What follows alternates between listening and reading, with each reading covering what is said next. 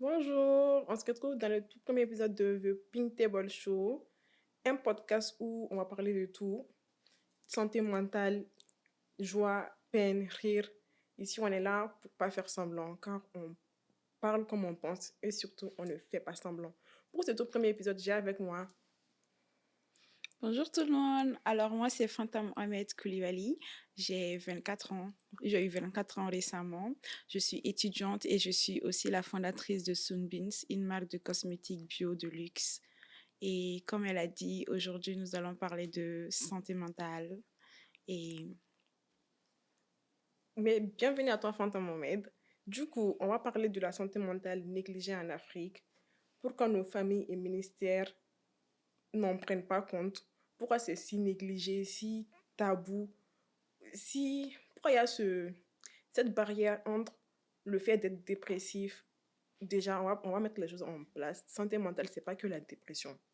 Il y a l'anxiété, il y a les pensées intrusives, il y a beaucoup de choses comme ça. Et pourquoi c'est si tabou en Afrique, selon toi? je pense que en Afrique c'est tabou parce que les gens ont tendance à référer ça à la folie. Oui, c'est ça. Les gens, ils pensent, enfin, parler de santé mentale en Afrique, ça serait dire que tu es fou. Et chez nous, les fous ne sont pas aussi considérés que ça. C'est signe d'échec social. Les fous sont beaucoup rejetés dans nos sociétés. Du coup, Très souvent assimilé à des drogués.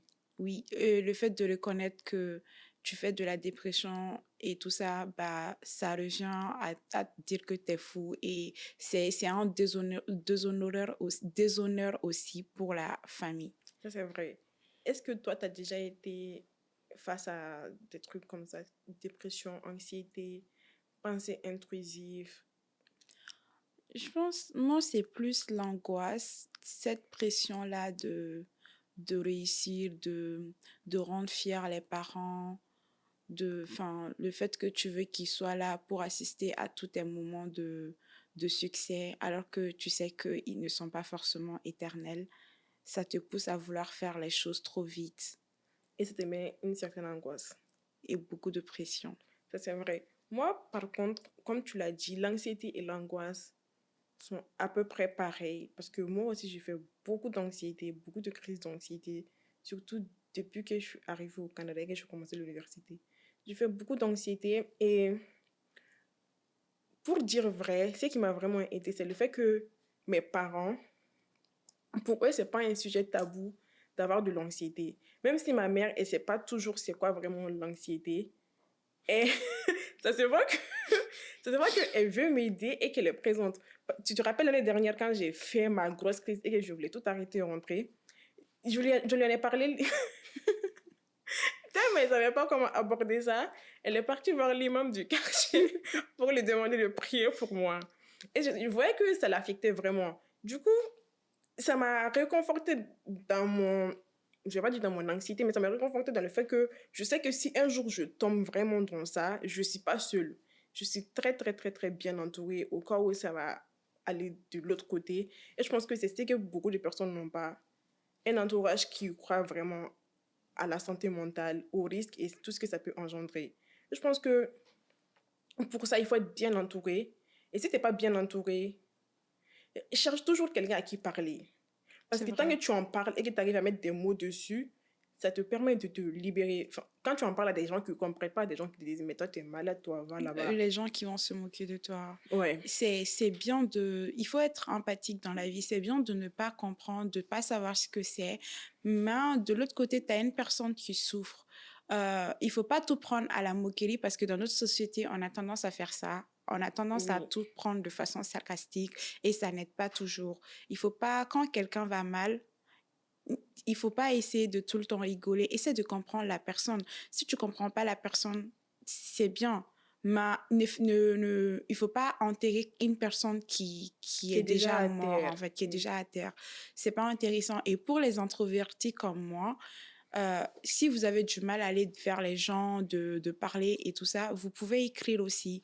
Pour moi, l'écriture aussi, c'est une thérapie. Vous pouvez écrire des lettres. Par exemple, si moi j'ai envie de parler à mon père et que je sais que j'ai honte de lui dire certaines choses que je pense qu'il va pas comprendre, tu prends une feuille, un bic, tu te mets à écrire comme si tu parlais avec ton père, même s'il ne va jamais voir la lettre, mais ça te permet de te libérer. C'est un bon point. J'en parlais avec une de mes meilleures amies la dernière fois. Elle m'a dit qu'elle aussi, elle aime beaucoup écrire quand ça va pas.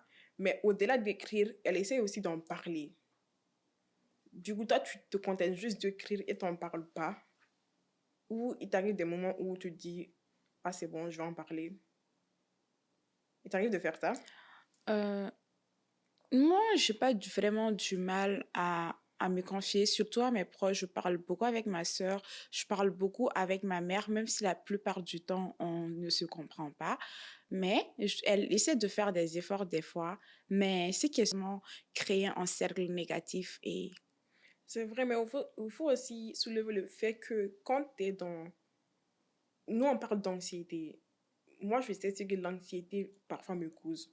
Des pensées vraiment intrusives. J'ai juste tellement, il y a tellement de trucs qui se passent dans ma tête. J'ai juste envie de me lever et de claquer ma tête contre le mur. Et après, je me sens folle de penser comme ça. Du coup, je me dis, c'est qu'ils sont vraiment dépressifs au point de passer à l'acte. Qu'est-ce qui peut leur passer par la tête? J'imagine même pas. Du coup, sans truc de personnes positives, oui, ça peut aider, mais tant que tu ne cherches pas de l'aide en tant que tel, ça va pas marcher. Parce que parfois, il y a des gens qui passent à l'acte, on va pas dire le mot, on est choqué, on se dit, mais pourtant je l'ai vu hier, il était heureux et tout ça. On ne sait pas ce que chacun vit entre quatre murs. Dehors, on porte tous des masques. On sait tous faire semblant, rigoler. C'est pas tout le monde qui va montrer que ça va pas là, comme ça, flagramment. Mais seul dans son lit, tout le monde sait par quoi il passe. Du coup, parfois, faites attention aussi. Soyez gentil avec les gens. Juste un sourire, un compliment, ça peut tout changer dans la journée de quelqu'un. Ça peut vraiment tout changer. essayer de ne pas être trop dur avec les gens. Et aussi, les personnes qui traversent cela, n'ayez pas honte, allez vers les professionnels. Mm. C'est vraiment important. C'est bien de vouloir s'en sortir tout seul, mais aller vers les professionnels, c'est encore mieux. Et sachez que ce n'est pas une faiblesse que d'être anxieux, que d'être dépressif. Tu n'es pas le seul à passer par là. Il y a des millions de personnes qui passent par là. Et c'est pas parce que tu es africain que tu n'as pas le droit d'avoir des pensées comme ça. Ça n'a rien à voir. On est tous humains. Il y a du sang qui coule dans nos veines à tous. On a tous du sang rouge qui coule dans nos veines. On a tous les mêmes composés organiques. Du coup, on est tous pareils. Le cerveau est constitué de la même façon partout dans le monde. Il n'y a pas d'être différent à un autre être. Du coup, le fait d'être dépressif, ce n'est pas un tabou, ça ne doit pas être un tabou. Ce n'est pas parce que tu es africain que quand tu es dépressif, que tu es moins africain que les autres. Ça n'a rien à voir. Et d'ailleurs, ta plus grande force, c'est de sortir de ça, Mhm. c'est de te battre pour sortir de ça. C'est ça ta force, c'est pas une faiblesse. Tu as fait une très bonne transition quand on parlait d'aller voir les spécialistes. Ça, c'est un truc aussi tabou. Moi, franchement, tu me connais. Tant qu'on dit c'est gratuit, moi, j'y vais. Chaque 3 4 mois, je vais faire des bilans de mon cerveau. Ne me demandez pas pourquoi, j'aime juste faire ça. Parfois, tu ne doutes pas que tu as certains symptômes. Et c'est quand que tu vas voir les spécialistes, quand tu fais un bilan, tu apprends à mieux te connaître toi-même, à mieux gérer tes relations avec les gens et à mieux aborder ce qui t'arrive. Moi, la première fois quand j'avais des crises d'anxiété, je ne comprenais pas. Priorité dans ce monde. Et comme un adage le dit chez nous, mieux vaut prévenir que guérir. N'attendez pas que ça soit la fin avant d'agir. On n'a qu'une seule vie et il Qu'une faut seule. la vivre. Et quand je dis il faut la vivre, il faut aussi prendre soin de soi, autant mentalement que physiquement. Ça, c'est vrai. Tu avais parlé de ça aussi tantôt quand tu as dit la pression de vouloir réussir trop vite pour rendre fiers les parents. Moi, c'est un truc aussi. J'ai l'impression que ça se passe beaucoup dans cette génération, comme les gens aiment le dire, Gen Z. Ça se passe beaucoup dans cette génération, cette volonté de vouloir péter le premier million à 20 ans, de réussir à 23 ans, d'avoir une vie, une société, une maison, une voiture, tout à son propre compte. Et j'ai l'impression que quand je parle avec ma mère surtout, ça c'est propre à cette génération-là. Pourquoi on veut tant réussir vite? Est-ce que pour toi c'est les réseaux ou c'est Ouais, juste une nouvelle ère? j'allais y venir. Je dirais que les réseaux sociaux ont beaucoup accentué cela dans le sens où nous, on est vraiment la génération des réseaux sociaux, du digital. C'est-à-dire que quand tu te connectes, tu as l'impression que tu fous rien de ta vie, que tu fous rien Ça de c'est tes vrai. journées. Tu as l'impression d'être trop en retard. Et du coup, tu te mets cette pression-là de vouloir réussir et très vite. Et je dirais qu'il y a ça, mais je dirais aussi qu'il y a c'est des gens que tu aimes. Tu veux que ces gens-là soient là pour assister à tes moments de réussite. Mm. Du coup, tu te mets la pression, tu veux tout faire vite pour que ces gens-là, ils soient là quand ça va péter, en fait. Mais Oui. Je pense que là, il faut juste te dire, c'est Dieu qui décide. Le temps de Dieu n'est pas celui des humains. Tu peux faire tout ce que tu veux. Et tant que Dieu a décidé que tu réussiras à 30 ans, tu réussiras à 30 ans. Si Dieu a décidé que tu réussiras à 20 ans, tu réussiras à 20 ans. Comme mon père me l'a dit, parce que quand moi je passais la barre de mes 20 ans, tu te rappelles, je faisais pas une dépression, mais je m'inquiétais, j'étais là, mais comment est-ce que je vais avoir 20 ans? Mon père il m'a dit, fais juste ce que tu as à faire et fais le bien. Le reste suivra. C'est pas ta pression qui va faire en sorte que tu vas réussir vite. C'est pas en te mettant la pression que tu feras ci, tu feras ça. 20 ans, ce n'est rien. Même si là encore, je pense que 20 ans, c'est beaucoup. 20 ans, c'est vraiment beaucoup. c'est 2 décennies juste sur Terre quand même, c'est vraiment beaucoup. Mais Mais c'est pas une raison de se dire aussi que tu ne vas rien faire, que tu vas juste kiffer ta vie. Fais des petites choses, mais ne mets pas tes deux mains sur tes genoux et te dire que, ah, ok, j'ai 20 ans, j'ai encore le temps, tout ça, tout ça. c'est vrai. Tu n'as pas le temps. Le temps, là, ça file. Mais il faut On n'a savoir pas ce faire... luxe de ralentir. Voilà, il faut savoir faire la part des choses. Il faut pas te mettre trop la pression et regarde pas ce que les autres y font. Les autres, c'est les autres. C'est Toi, ça. tais-toi. J'ai l'impression que Dieu, cette génération, les gens se comparent beaucoup. c'est ça. Dieu a un plan pour tout le monde. Et je pense que les parents aussi ont beaucoup à avoir dans ça. Il y a certains parents qui aiment vraiment comparer les enfants. Les C'est enfants ne vrai. sont pas pareils. C'est Tout vrai. le monde n'a pas les mêmes capacités, les mêmes aptitudes. Et puis surtout, tout le monde n'a pas les mêmes rêves. C'est pas parce que l'enfant dans envisage telle carrière que toi, ton enfant veut forcément faire ça. Il faut apprendre à écouter ton enfant et surtout à le soutenir. Et il y a une phrase que ma grand-mère, elle aime bien dire et que j'ai toujours adhéré, c'est que c'est pas nous qui choisissons nos rêves, mais nos rêves nous choisissent et ils nous choisissent pour une très bonne raison. Et les chers parents, apprenez à nous écouter, apprenez à nous soutenir. On sait que vous faites ça pour nous, on sait que vous vous inquiétez pour notre avenir, on sait qu'on est dans un monde de capitalistes, qu'on doit être les meilleurs parmi les meilleurs pour garantir un certain train de vie à nos enfants. On en est conscient et on essaie de faire de notre mieux, mais essayez de nous comprendre, essayez de nous écouter et essayez de Dire ça à ses enfants. Parce qu'il y a C'est des ça. parents qui sont là, ils mettent leur propre échec sur le dos de leurs enfants. Vu que moi, je n'ai pas réussi, toi, tu dois forcément réussir. Regarde l'enfant d'un tel, il a fait ça. Regarde l'enfant d'un tel, elle a fait ça. Chaque destinée est différente. Surtout en Afrique, chers parents, arrêtez de... Je sais que... Tu les attrapes par le callback, les parents africains. Tu les attrapes comme ça. Oui, c'est surtout... Le problème, c'est surtout en Afrique, parce qu'en Europe, tu vas pas voir des parents se dire que leur avenir, ça va Dépend de vraiment... la Ça réussite. dépend de la réussite de l'enfant. C'est l'enfant qui doit changer leur vie. Cette pression-là n'existe qu'en Afrique. Et je pense Et qu'il est surtout que temps... parfois, ça pousse les enfants à faire des mauvaises choses. de faire des mauvais choix. Et je pense que ça doit vraiment s'arrêter. Dieu, il vous a donné des enfants. L'enfant n'a pas demandé à venir au monde. L'enfant n'a pas du tout demandé à venir au monde. Vous avez fait le choix d'avoir un enfant. Et ce choix-là, vous devez vous en occuper jusqu'au bout. C'est ça. Vous devez tout faire pour permettre à l'enfant d'être indépendant et de voler de ses propres Au ailes lieu de reprocher après. à un enfant de réussir comme un tel, pourquoi toi-même, tu n'as pas réussi comme le papa d'un tel? Bah, c'est ça. Ça laisse évoluer avec Certains nous. parents ont du mal à faire la différence. Il faut que perpétuer ce qu'eux, ils ont reçu plutôt. En mode, l'éducation qu'eux, ils ont reçue, qui n'était pas forcément bien, qui était forcément archaïque, brutale, dure, ils n'arrivent pas à faire la part des choses du « Ok, moi, mes parents n'ont pas bien fait, moi, je ferais bien pour mes enfants. » Il y a plusieurs parents qui ont du mal à faire cette liaison. Parce que je pense que, alhamdoulilah, on est la génération qui Qui casse les barrières. casse les barrières. On est là en mode, oui, on va parler de santé mentale ici. Oui, c'est pas parce que vous avez fait... On veut vraiment en parler. Et je pense que on doit vraiment nous applaudir, même si on est tout le temps traité de génération impolie, génération Déconnecté de effrontée. ses Oui, origines. c'est ça, déconnecté, acculturé. On est fiers de cette acculturation. Parce que dans cette acculturation, on refuse de transmettre des Des traumas à traumatismes, nos enfants. merci à nos enfants. On refuse d'être bloqué dans une case, or qu'on connaît la réalité. On ne rejette pas la réalité. Parce que pour moi, il y a certains parents qui rejettent la réalité. Ils voient très bien ce qui se passe, mais vu qu'ils sont dans le Dans Surtout le déni. dans le déni. Et surtout, ils aiment bien toute cette discussion. Moi, ce que je retiens de tout ça, c'est que déjà les jeunes, on doit arrêter de vous mettre trop la pression, même si c'est vrai que le temps passe très vite. Enfin, c'est pas une excuse. Ouais. Vous pouvez faire des choses à petite échelle, à votre niveau, à votre rythme, et en ne regardant pas d'autres personnes, regardez-vous vous-même, focalisez-vous sur vous-même, essayez d'être la meilleure version de vous-même. Vous n'êtes en compétition avec personne d'autre si ce n'est vous du passé et vous du présent.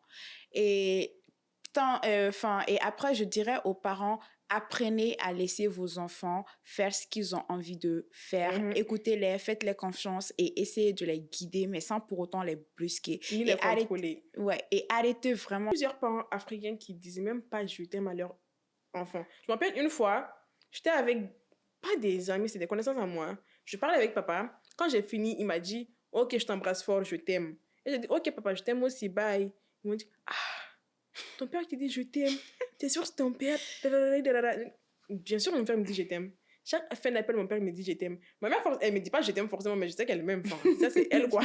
Ça, c'est Elle a sa façon bien spéciale de oui, ça, c'est elle et sa façon de faire. Et même mon petit... le portefeuille. C'est ce que la personne a dans la tête et ce que la personne a comme le valeur. Le portefeuille compte. Le portefeuille compte, mais en fait, pas que... En fait, c'est mieux de choisir un homme... Non, choisissez un homme qui sait vers où il va. Il peut avoir le portefeuille, le contact et ne rien foutre. Combien de fils de milliardaires sont devenus des mendiants? Quand le papa est décédé, juste parce qu'ils n'avaient pas le lead, ils n'avaient pas le directif. Du coup, je dirais, choisissez quelqu'un qui a le cerveau, qui a la direction, qui a l'ambition, qui a les épaules. Et avec telle personne-là, vous irez très, très, très, très loin. Mais ne vous contactez pas seulement du portefeuille. Et choisissez des gens avec qui vous avez la même vision des choses, avec qui vous venez du même milieu. Oui. Après, quand moi j'ai des portefeuilles, je pense que je vais dans le sens où moi je pense que tout ce qui a permis à... Puis de ma génération, avant de choisir un partenaire, il faut savoir vers quel genre de partenaire tu recherches.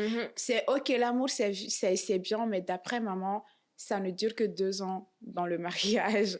Après, ce qui reste, c'est la direction que vous voulez prendre ensemble. La direction, elle est très, très, très, très, très, très parce que importante. si au début, vous êtes sur le même schéma et qu'au fur et à mesure, chacun prend un chemin différent, ça crée des frustrations. Aujourd'hui, il ne s'agit pas que de se faire belle, se maquiller, dégainer le dernier bazin, le sac Louis Vuitton. Bien sûr que nous tous, on aime ça. Moi, j'adore ça. Je suis superficielle à fond. Mais investissez dans... Instruisez-vous, soyez indépendante, soyez égoïste, pensez à vous. Quand un mariage ne vous convient pas, quand une situation ne vous convient pas, n'ayez pas peur de partir, on s'en fout. Allez, sortez, enfin, ce monde, ça sera toujours un monde de patriarcat. C'est ça, les lois ont été mises pour nous mettre dans une case, ne rester dans aucune case. N'ayez pas peur de femmes libres. C'est ça, n'ayez pas peur de partir. La dernière fois, je parlais avec ma mère, elle me disait que les mariages de maintenant, ça ne dure pas parce que là, maintenant, la génération, on est des rastas, ça ne va pas, je prends mes bagages, je pars. Et surtout, les hommes de maintenant n'ont pas de tabou à marier une femme divorcée. Chose que les hommes d'avant avaient. Du coup, partez. Sinon, c'est ça au prix de votre vie. Et le mariage, ce n'est pas une fin en soi. Ce n'est pas ni à idéaliser, ni à diaboliser. C'est vrai. Il faut juste faites le bon choix. C'est ça. Et pour faire le bon choix, investissez sur vous d'abord, s'il vous plaît. Investissez vraiment sur vous. Investissez sur vous. C'est important, vous êtes le prix. Oui, et ne vous dites pas que je veux un homme riche, Soyez les femmes riches. Merci. Ne comptez pas sur le portefeuille d'un homme, en fait. Si vous investissez sur vous, physiquement, mentalement, que vous vous instruisez, que... Et ça force le respect. Ça force vraiment le respect. Parce qu'il sait que, avec ou sans moi, elle est là, elle pourra prendre soin d'elle. Parce que ça me rappelle la phrase où, comme papa il a dit, la main qui te nourrit sera la même main qui pourra t'affamer. Ah ouais? Oui. Quand il parlait d'indépendance pour les femmes, il a dit la même main qui te nourrit sera la même main qui pourra t'affamer si tu ne fais pas quelque chose pour toi-même et par toi-même. C'est vrai. Parce que la personne va dire que tu vas toujours dépendre de lui. Il ne va même pas te respecter. La personne il va te dire, je ferme le robinet et la personne est foutue. Mais quand il sait que le robinet soit fermé le robinet, ou ouvert... je vais ouvrir une chute d'eau. C'est ça. Du Je coup, pourrais que te respecter. c'est ça. Les filles, c'est tout ce qu'on voulait vous dire. Soyez votre priorité. Le mariage, ce n'est pas une fin en soi. Et choisissez Mhm, bien vos partenaires. Ce mhm, n'est pas une compétition. C'est pas parce que ta cousine s'est mariée que tu dois forcément te marier. mhm. N'écoutez pas les tatas là qui Une vous totale mettent la sorcière, pression. là, Qui vous qui mettent la elles-mêmes sont pas pression. mariées. Qui vous mettent la pression. Mais pourquoi t'es toujours pas mariée? Nanana. Hey, on est en Parce qu'après, 2025. quand tu vas te marier, c'est sera pourquoi t'as pas d'enfant? On Tu est vas en jamais finir. 2025. Les femmes, elles arrivent à s'entretenir et tout. Like, une femme de 60 ans, quand tu vas la voir aujourd'hui... Merci. On va terminer sur ça, je crois. Et n'oubliez pas de vous abonner, de partager, de liker. Et on se retrouve la prochaine fois pour une nouvelle vidéo sur The Pink Table Show. Et comme elle l'a dit, gardez vos standards aussi hauts que vos talents. Bye bye. Merci.